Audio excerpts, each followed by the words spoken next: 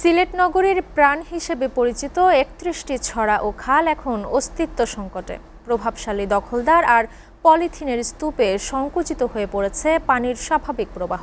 ফলে সামান্য বৃষ্টিতেই রূপ নিচ্ছে ভয়াবহ বন্যা। বর্ষার আগেই পানির প্রবাহ স্বাভাবিক রাখার লক্ষ্যে ক্রাশ প্রোগ্রাম নেয়ার কথা জানালেন সিটি কর্পোরেশনের প্রধান প্রকৌশলী। সিলেট থেকে আবু তাহের চৌধুরীর প্রতিবেদন। সিলেটের বুক চিরে একসময় বয়ে চলত ৩১টি প্রাকৃতিক ছড়া ও খাল। পাহাড় থেকে নেমে আসা পানি সুরমা নদীতে যাওয়ার প্রধান মাধ্যমগুলোর বর্তমান চিত্র ভিন্ন।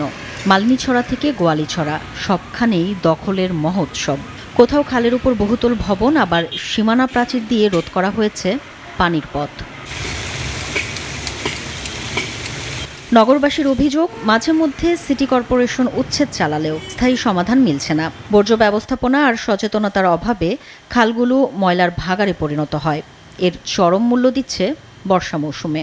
এই ধরাটা যেন অত্যন্ত সুগম করিয়া এই ধরা পরিষ্কার করলে পানি যখন যাইব তখন আমরা এলাকায় কোনো পানি উঠত না এবং আমরা এই দুর্ভোগ হইতে আমরা রেহাই পাইব। চড়ার সাইডে যে গাছ লাগানি, বাঁশ লাগানির কারণে, অবৈধ ঘর দুয়ার বানানির কারণে আমরা বাড়ি করে গিয়া পানি উঠে। টানা ৮ ঘন্টা বৃষ্টি দিল, বাড়ি করে উঠিছে না, রাস্তা উঠিছে না। তখন ১ ঘন্টা ১.৫ ঘন্টা বৃষ্টি দেওয়ার পরে রাস্তাঘাটে কোনো জায়গায় খমর পানি হয়ে যায়। এদিকে ছড়া ও খালের সীমানা চিহ্নিত করে অবৈধ স্থাপনা উচ্ছেদে জিরো টলারেন্স নীতি গ্রহণ করেছে সিসিক।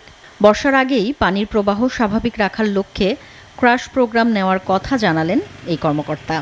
যে সমস্ত অবৈধ দখল বা বিভিন্ন স্থাপনা ছিল সেগুলি আমরা উদ্ধার করে ফেলেছি। বেশ কিছু জায়গায় এখনও বিভিন্ন সমস্যার জন্য এখনও রয়ে গেছে। আর আপনি জানেন হয়তো এই ছড়াগুলি বা যে এগুলি সবই ১ নং খাসিয়ানভুক্ত, যেগুলির মালিকানা বাংলাদেশ সরকারের পক্ষে জেলা প্রশাসক। তো ওনাদের সহযোগিতা নিয়ে আমরা কাজগুলি করছি এবং ভবিষ্যতেও যে কাজগুলি হবে সেইগুলির ক্ষেত্রেও জেলা প্রশাসকের সহযোগিতা নিয়ে এই ছড়াগুলি উদ্ধার কার্যক্রম পরিচালনা করতে হবে। ছড়াগুলো কেবল পানি নিষ্কাশনের পথ নয়, এই অঞ্চলের পরিবেশের ভারসাম্য রক্ষার ঢাল।